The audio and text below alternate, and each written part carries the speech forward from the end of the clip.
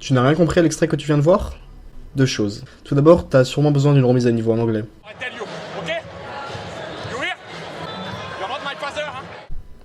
Ouais, même toi Richard, ouais.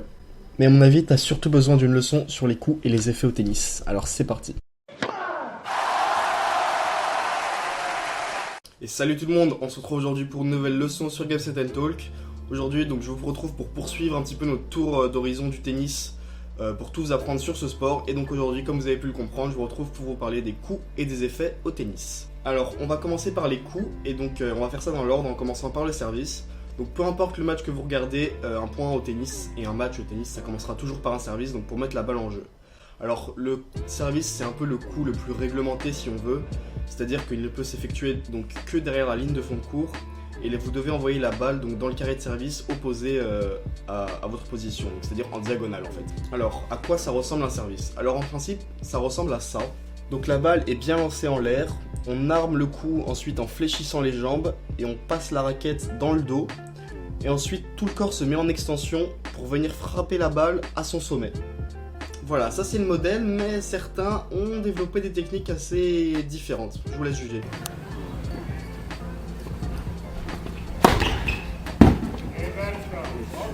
Donc maintenant que le service est joué, la balle est en jeu et l'adversaire va la renvoyer en jouant ce qu'on appelle un retour de service. Donc en général, c'est si on veut la version abrégée des deux coups qu'on va voir maintenant, donc c'est-à-dire le coup droit et le revers. Alors ce sont les deux coups de base du tennis que vous allez jouer dans un nombre assez incroyable de situations, que ce soit pour attaquer, pour défendre, simplement pour faire durer l'échange. Alors le coup droit, il va se jouer avec la face de la raquette. Alors oui, il n'y a pas forcément de face et de dos sur une raquette, mais en fonction de la main et de la manière dont vous la tenez, il y aura forcément une face et un dos.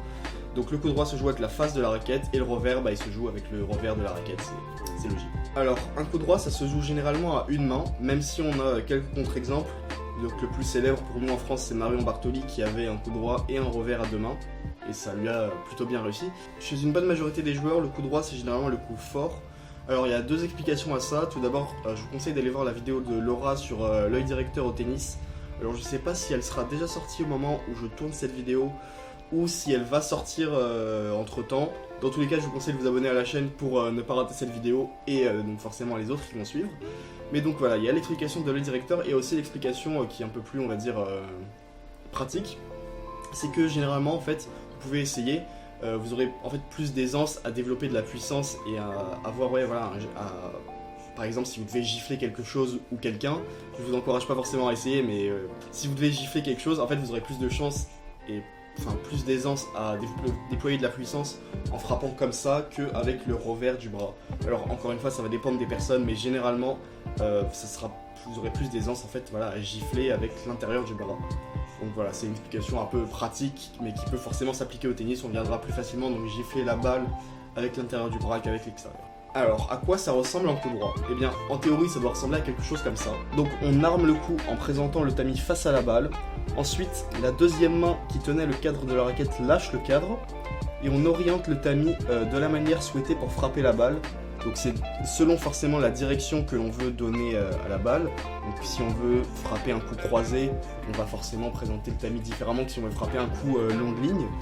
Mais c'est aussi selon l'effet que l'on veut donner à la balle. Et ça, on y reviendra en deuxième partie de vidéo. Alors on va passer au revers maintenant. Donc le revers, c'est un coup qui peut jouer autant à une main qu'à deux mains, beaucoup plus que le coup droit. Et aujourd'hui d'ailleurs, on voit beaucoup plus de revers à deux mains que de revers à une main, aussi bien sur le circuit masculin que sur le circuit féminin. Alors il y a plusieurs raisons. Tout d'abord, forcément à deux mains, vous allez pouvoir déployer plus de puissance quand vous frappez votre coup. Vous pouvez également donc mieux contrôler la balle. Et il y a également donc le cas des coups en bout de course. Donc si vous devez aller jouer un revers en bout de course, que vous êtes déjà en extension, ça va être plus facile d'aller gratter la balle, de la relever et de rejouer potentiellement un coup comme vous le souhaitez avec la deuxième main qui va pouvoir aider à relever la balle, que à une main où vous êtes en extension avec le bras tendu, la raquette au bout du bras. Il faut vraiment avoir le bras solide et le poignet solide pour aller la relever à une main. Alors généralement un revers à deux mains ça ressemble à ça. Donc on arme généralement en fait le coup pas aussi haut qu'un coup droit, et on vient fouetter la balle donc bien devant soi, avec les deux bras qui ne sont pas tendus comme vous pouvez le voir, et on finit le geste encore une fois avec les deux bras derrière l'épaule. La deuxième main elle est utile du début à la fin du geste. Alors un revers à une main c'est différent, certains diront que c'est plus élégant et j'en fais partie, mais voilà, ça dépendra des préférences, ça dépendra des joueurs aussi. Il y a des joueurs qui ont un revers à deux mains très beau, très pur, et il y en a qui ont un revers à une main qui est honnêtement dégueulasse. Si vous jouez en club, vous en connaissez sûrement. Donc un revers à une main, à quoi ça ressemble?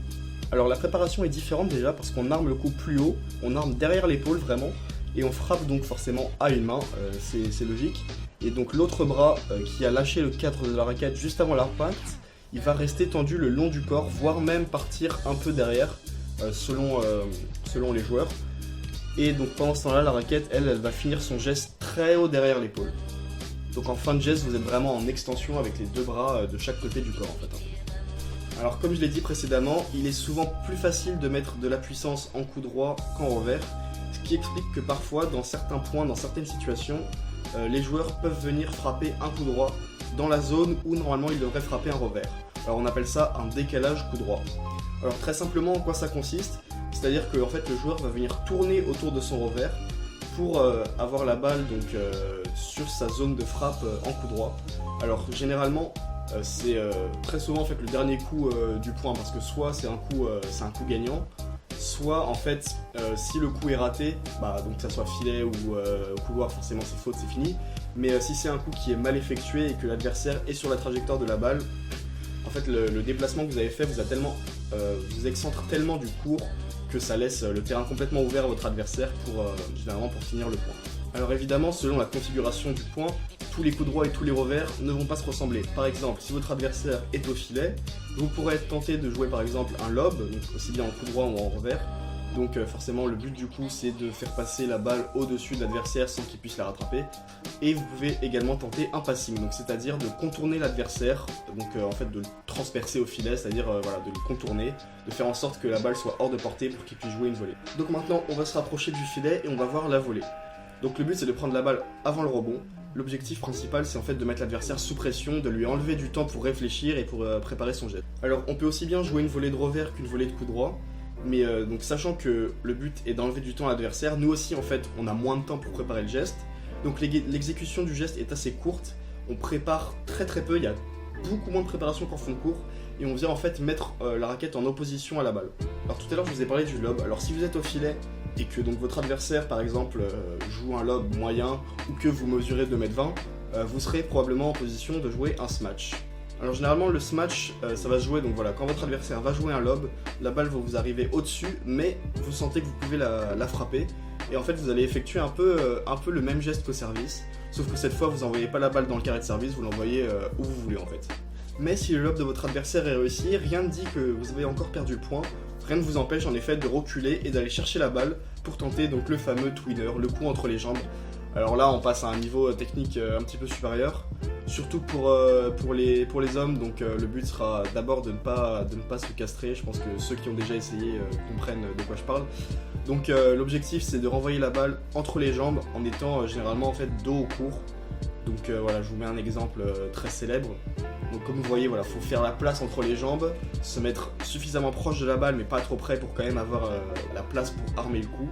Et donc voilà, donc si vous êtes chanceux ou génial, ça peut donner ce genre de choses.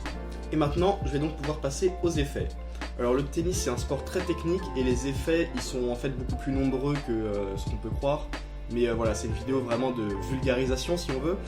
Donc je vais prendre les effets principaux, les plus simples. Forcément je vais oublier certaines choses. Donc voilà, si vous voulez en commentaire rajouter les effets que je n'évoque pas dans la vidéo, n'hésitez pas. Et par ailleurs, en complément de ce passage sur les effets, je vous conseille d'aller voir la vidéo de Laura sur les surfaces au tennis. Parce que forcément, voilà, chaque surface va avoir un impact sur les effets. Mais pour pas faire doublon et pour pas perdre de temps, je vais pas revenir là-dessus, donc voilà. Donc si on part de l'effet le plus simple, en fait, ça va être un coup frappé à plat, donc sans effet si on veut. Donc pour le frapper, vous allez présenter en fait le tamis perpendiculairement à la balle. Vous allez vraiment, il n'y aura pas d'inclinaison du tamis, vous allez vraiment frapper la balle tout droit. Et donc le but c'est de donner une trajectoire tendue à la balle pour que la balle aille le plus vite possible. Donc généralement c'est ce qu'on va rechercher, par exemple si on frappe un coup d'attaque en fond de court pour ensuite venir au filet. Parce que c'est un coup qui va aller vite et donc l'adversaire aura moins le temps de se préparer. Alors maintenant, le premier effet à proprement parler, donc c'est le lift. Alors, comment on frappe un coup lifté? En fait, on va présenter face à la balle un tamis un peu plus fermé, donc c'est-à-dire qui recouvre un peu plus la balle, et on va essayer en fait de la gratter de bas en haut avec ce tamis un peu plus fermé. Alors, quel est l'intérêt de jouer un coup lifté? Alors, un coup lifté, en fait, il aura une trajectoire généralement plutôt bombée, et au rebond, il rebondira plus haut qu'un coup à plat ou qu'un coup slicé, comme on verra juste après. Alors forcément, du coup, si vous jouez sur une surface qui prend bien les effets comme la terre battue, ou si vous jouez face à Mimimati par exemple, le rebond sera très haut, et donc il sera très compliqué à contrôler pour votre adversaire. En plus de ça, si on continue l'exemple avec Mimimati, si Mimimati a un revers à une main, bah, elle va être vraiment en difficulté pour le coup, parce que donc forcément le lift rebondit plus haut, et si vous avez un revers à une main et que vous avez déjà joué contre quelqu'un qui a un coup droit lifté ou un revers lifté, donc le coup droit en fait va rebondir très haut, et si vous avez un revers à une main, ça veut dire que vous allez souvent être amené à prendre des revers en fait au-dessus de l'épaule. Alors pour Mimimati ce sera carrément au-dessus de la tête, mais voilà.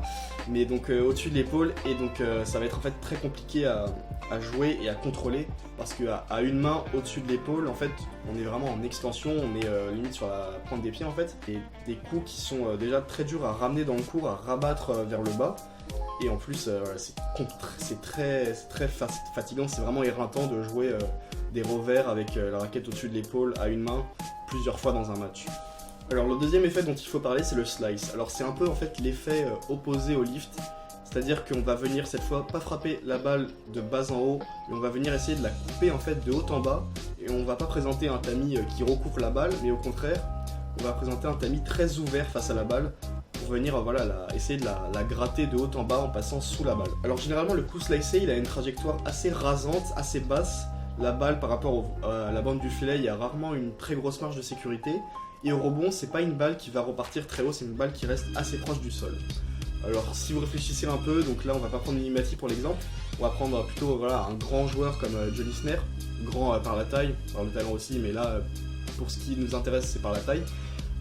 Avoir une balle qui rebondit très près du sol, forcément si on fait 2m20, ça oblige à faire un gros effort sur les jambes pour aller la chercher en bas et pour pouvoir passer sous la balle et la relever. Alors c'est un effort qui sur une fois est tout à fait jouable, mais sur un match qui dure et qui dure et qui dure, aller redresser les balles à chaque fois, ça peut vraiment être éreintant pour le coup. Alors généralement un slice c'est utilisé en fait en coup de défense, parce que la balle avance plus lentement, donc ça vous laisse le temps en fait de vous replacer et de reprendre position dans l'échange.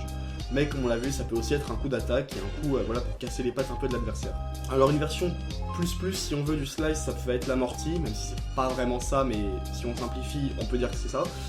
Donc là cette fois, on va encore venir frapper la balle de haut en bas, et on va pas essayer de la gratter en passant en dessous, ou alors vraiment très peu, c'est-à-dire qu'on va vraiment avoir un tamis quasiment perpendiculaire au sol pour venir frapper cette balle. On va vraiment la couper en fait de haut en bas en donnant très peu d'angle en fait. Alors en principe le but d'une amorti c'est que la balle vienne mourir juste devant le filet et que le rebond en fait soit très bas et voire parte sur un côté ou revienne en arrière pour que l'adversaire n'ait pas le temps de se déplacer vers le filet et de relever la balle. Alors là on pourrait croire que si on joue un service il n'y a pas d'effet, parce que j'en ai pas parlé des effets au service, mais pour le coup en fait c'est l'effet que vous allez mettre au service, il va dépendre autant du lancer de balle, c'est à dire que vous allez lancer la balle plus ou moins devant ou derrière vous, que de la manière dont vous allez frapper la balle au moment où vous avez le bras en l'air. Donc c'est plus technique et j'ai pas forcément le temps ni l'envie de rentrer dans des détails qui sont plus compliqués. Voilà, c'est vraiment des vidéos de vulgarisation. Tous ceux qui sont déjà un minimum initiés au tennis comprendront très bien ce dont je parle dans cette vidéo. Mais si vous voulez en savoir plus, vous trouverez sûrement des explications sur internet sur les effets au service également. Donc voilà, moi je pense avoir fait le tour du sujet dans les grandes lignes. Si vous avez, comme j'ai dit, des compléments d'informations à rajouter en commentaire, n'hésitez pas. Des avis sur la vidéo également, on prend toujours les critiques avec plaisir. N'hésitez pas à liker la vidéo si elle vous a plu, à vous abonner à la chaîne pour ne rien rater de l'actu tennis. Moi d'ici là je vous dis bon tennis à tous, salut!